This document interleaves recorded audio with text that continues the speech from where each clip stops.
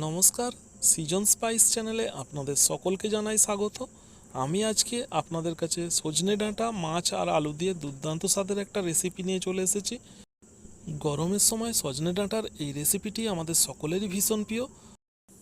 তো বন্ধুরা, চলুন শুরু করি আজকের এই রেসিপিটি। এই রেসিপিটি বানানোর জন্য যে সমস্ত সবজিগুলো দরকার আমি এখানে সব রকম উপকরণ নিয়ে নিয়েছি। এখন সবার প্রথমে সবজিগুলোকে ভালো করে কেটে নিতে হবে। তো চলুন সবজিগুলো কেটে নিয়ে আপনাদের কাছে ফিরে আসছি। এখন সমস্ত সবজিগুলো আমি ভালো করে কেটে নিয়েছি। তো দেখতে পাচ্ছেন বন্ধুরা, আমি এখানে আলুগুলো এরকম লম্বা করে কেটে নিয়েছি আর ডাঁটাটাকেও আলুর মতন সাইজের লম্বা করে কেটে নিয়েছি। আপনারা আপনাদের মতন করে সবজিগুলো কেটে নিতে পারেন। আমি এখানে মাছ নিয়েছি 500 গ্রাম। মাছটাকে ভালো করে ধুয়ে নেওয়ার পর নুন ও হলুদ মাখিয়ে ম্যারিনেট করে রেখে দিয়েছি। এখন সবার প্রথমে মাছটা ভেজে নেব। তার জন্য গ্যাস অন করে কড়াই বসিয়ে দিয়েছি। কড়াইটা গরম হলে এর মধ্যে দিয়ে দিচ্ছি কিছুটা পরিমাণে তেল। তেলটা একটু গরম হলে এর মধ্যে দিয়ে দিচ্ছি একটু নুন। তো বন্ধুরা, এখানে একটা ছোট্ট ট্রিক্স, মাছ ভাজার সময় গরম তেলের মধ্যে একটু নুন দিয়ে দিলে মাছ আর কড়াইয়ের সাথে লেগে যাওয়ার ভয় থাকে না। তো তেলটা গরম হয়ে গেছে, আমি এখন তেলের মধ্যে দিয়ে দিচ্ছি ম্যারিনেট করা মাছ। আমি এখানে এক এক করে সব মাছগুলো দিয়ে দিয়েছি। এখন মাছগুলোকে হাই ফ্লেমে ভালো করে ভেজে নেব। মাছগুলো এক পিঠ ভাজা হয়ে যাওয়ার পর এটাকে আমি উল্টে দিয়েছি। এখন এই পিঠটাকেও ভালো করে ভেজে নিতে হবে। মাছটা দুই পিঠই ভালো করে ভাজা হয়ে গেছে। এখন আমি মাছটাকে অন্য একটা পাত্রে তুলে রাখবো। তো এখানে আমি মাছটা তুলে নিয়েছি। মাছটা তুলে নেওয়ার পর ওই তেলের মধ্যেই আমি এখন আলুগুলো ভেজে নেব। তার জন্য ওই তেলের মধ্যে আমি সমস্ত আলু দিয়ে দিয়েছি এবং আলুটাকে একটু ভালো করে নাড়াচাড়া করে কয়েক মিনিট ভেজে নেব। গ্যাসের ফ্লেমটা হাইতে রেখে আলুগুলো 1 থেকে 2 মিনিট নাড়াচাড়া করলেই আলুগুলো ভাজা হয়ে যাবে। তো এর থেকে বেশি আমি আর ভাজবো না, আলুটা এখানে ভাজা হয়ে গেছে। তো আলুটাকে আমি তুলে নিচ্ছি। আলুটা তুলে নেওয়ার পর ওই তেলের মধ্যেই আমি দিয়ে দিচ্ছি কেটে রাখা সজনে ডাঁটা। এই সজনে ডাঁটাগুলো আমি সব দিয়ে দিচ্ছি। এখন এটাকে 1 থেকে 2 মিনিট নাড়াচাড়া করে একটু ভেজে নেব। সজনে ডাঁটা বেশি ভাজার দরকার নেই, এটা একটু হালকা ভেজে নিলেই হবে। আপনারা চাইলে ডাঁটাটাকে না ভেজেও রান্না করতে পারেন। তো আমি এখানে হালকা করে ভেজে নিচ্ছি। ডাঁটাটা ভাজা হয়ে এসছে, এর থেকে বেশি ভাজার দরকার নেই। আমি ডাঁটাটা তুলে রাখছি অন্য একটা পাত্রে।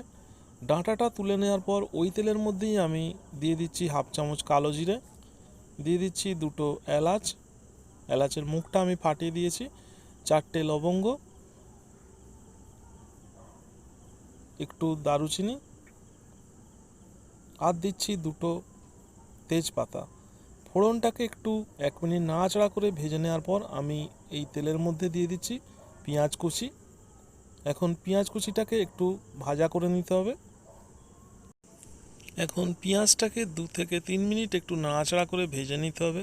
পেঁয়াজটা ততক্ষণ ভাজতে হবে যতক্ষণ পর্যন্ত এর কালারটা না একটু চেঞ্জ হয়ে যায়। তো দেখতে পাচ্ছেন 2 থেকে 3 মিনিট ভাজার পর পেঁয়াজের কালারটা অনেকটাই চেঞ্জ হয়ে এসছে। এখন আমি এর মধ্যে দিয়ে দিচ্ছি 1 চামচ রসুনের পেস্ট, আর এর সাথে দিচ্ছি 2 চামচ আদার পেস্ট। এটা দেওয়ার পর আমি এটাকে ভালো করে এর সাথে ভাজা করে নেব।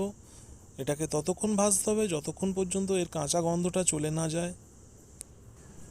1 থেকে 2 মিনিট একটু নাড়াচাড়া করে নেওয়ার পর এর কাঁচা গন্ধটা একেবারেই চলে গেছে। এখন আমি এর মধ্যে দিয়ে দেব টমেটোর কুচি। আমি এখানে 2টো টমেটো কুচিয়ে নিয়েছি। তো টমেটো কুচি দেওয়ার পর এটাকে এর সাথে ভালো করে একটু ভাজা করে নিতে হবে। এটাকে ততক্ষণ ভাজতে হবে যতক্ষণ পর্যন্ত টমেটো গলে না যায়। আর এই প্রসেসটাকে একটু ফাস্ট করে নেওয়ার জন্য আমি এখানে এর মধ্যে দিয়ে দিচ্ছি 1 চামচ নুন। নুন দিলে টমেটোটা তাড়াতাড়ি গলে যাবে।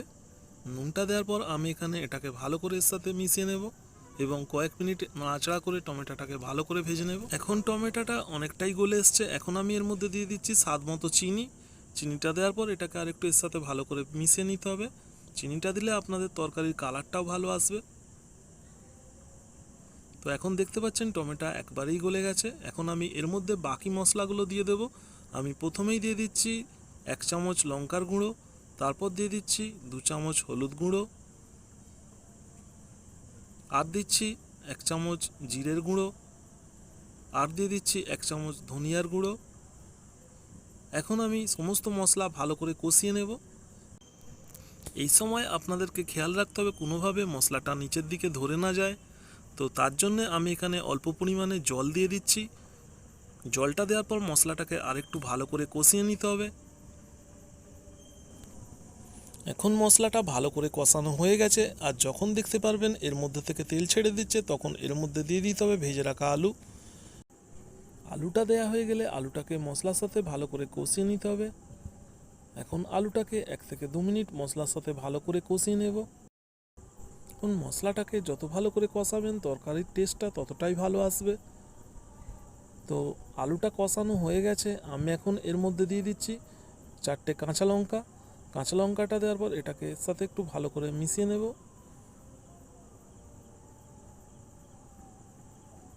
কাঁচা লঙ্কাটা এখানে ভালো করে মেশানো হয়ে গেছে। এখন আমি এর মধ্যে দিয়ে দিচ্ছি পরিমাণ মতো জল। আপনারা আপনাদের পরিমাণ মতো জল দেবেন। জলটা দেওয়া হয়ে গেলে এখন এটাকে ভালো করে মিশিয়ে নিতে হবে। এখন এই স্টেজে গ্যাসের ফ্লেমটাকে হাই করে দিতে হবে।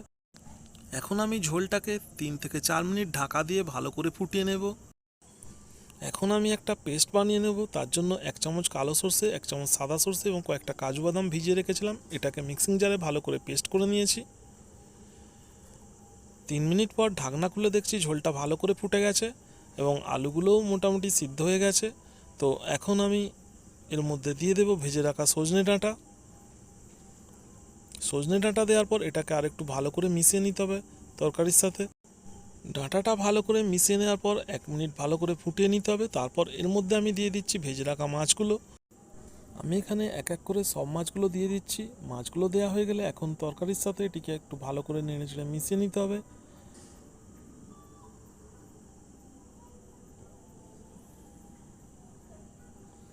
এখন আমি এর মধ্যে দিয়ে দিচ্ছি স্বাদ মতো নুন। আমি রান্নার আগে প্রথমে একটু নুন দিয়েছিলাম, তাই এখন আর একটু অল্প করে নুন দিয়ে দিলাম। আপনারা আপনাদের স্বাদ মতো নুন দেবেন। নুনটা দেওয়ার পর এটিকে একটু তরকারিতে ভালো করে নেড়েচেড়ে মিশিয়ে নিতে হবে। এখন আমি এর মধ্যে সর্ষের পেস্টটা দিয়ে দিয়েছি এবং সর্ষের পেস্টটা দেওয়ার পর যে পাত্রে সর্ষের পেস্টটা ছিল সেই পাত্রটা ধুয়ে একটুখানি জলটা দিয়ে দিলাম। তো এটা দেওয়ার পর এটাকে এর সাথে একটু ভালো করে নাড়াচাড়া করে মিশিয়ে নেব এবং আর 1 থেকে 2 মিনিট ফুটিয়ে নিলেই তরকারিটা তৈরি হয়ে যাবে।